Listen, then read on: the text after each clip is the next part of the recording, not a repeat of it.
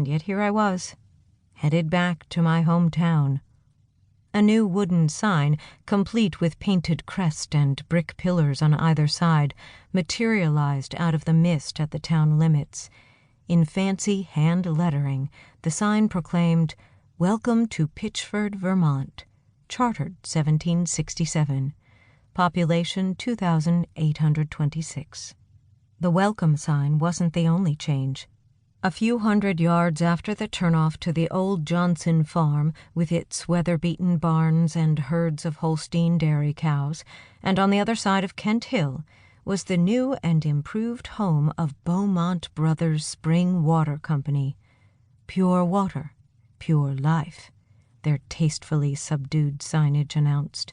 According to my father, who occasionally updated me on town news, the new bottling plant had been built the year after I graduated high school. By then, I was already in Boston, flunking my first year of pre-med. My second year wasn't any better. I spent nights in my room, lost in the oblivion of sleep. I struggled to get out of bed in the mornings, couldn't concentrate in lectures, didn't care enough to study, refused to talk to anyone about it. I was in limbo, waiting for my new life to begin, or my old life to let go of me. When neither happened, I dropped out and ran away to the other side of the planet.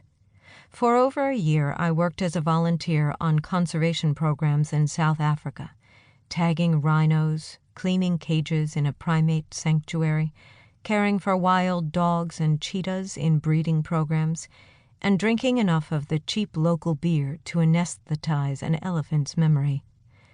My own, however, remained stubbornly persistent. Back in Boston, I began the long journey of studying psychology, intending to understand the faulty minds and repair the wounded hearts of the world. Although if my master's faculty supervisor, Professor Kenneth Perry, was to be believed, then even back then, my true, albeit unconscious, goal had been the impossible task of understanding and repairing myself.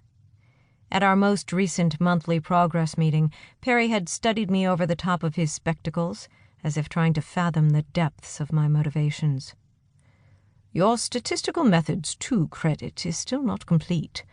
More importantly, your thesis is still nowhere bloody near done, despite you buggering around with it for years. Years!"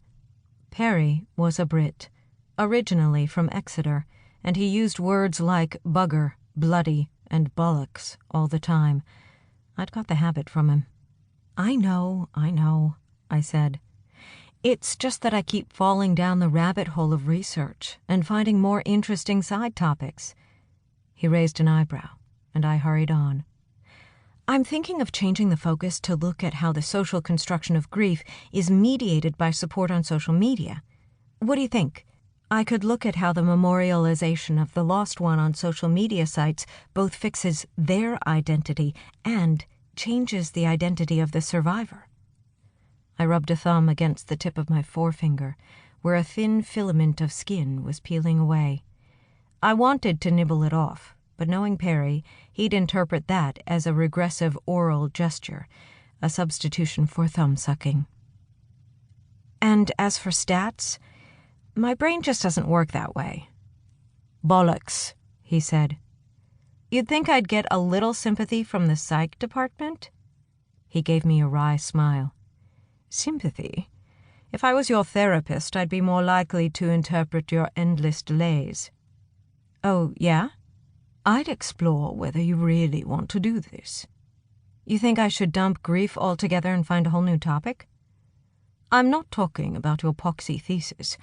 I'm talking about all of this." He spread his arms wide. "About psychology." "You're implying I don't really want to be a psychologist?" I said, outraged. "After I've spent so long studying it?" "I'm asking because you've spent so long studying it. You should be finishing your doctorate by now, and instead you're still mucking about with your master's." "That's not because I don't want to be a psychologist." "Isn't it?" He tilted his head and contemplated me shrewdly. "You've heard of the concept of the wounded healer? The theory that people study psychology as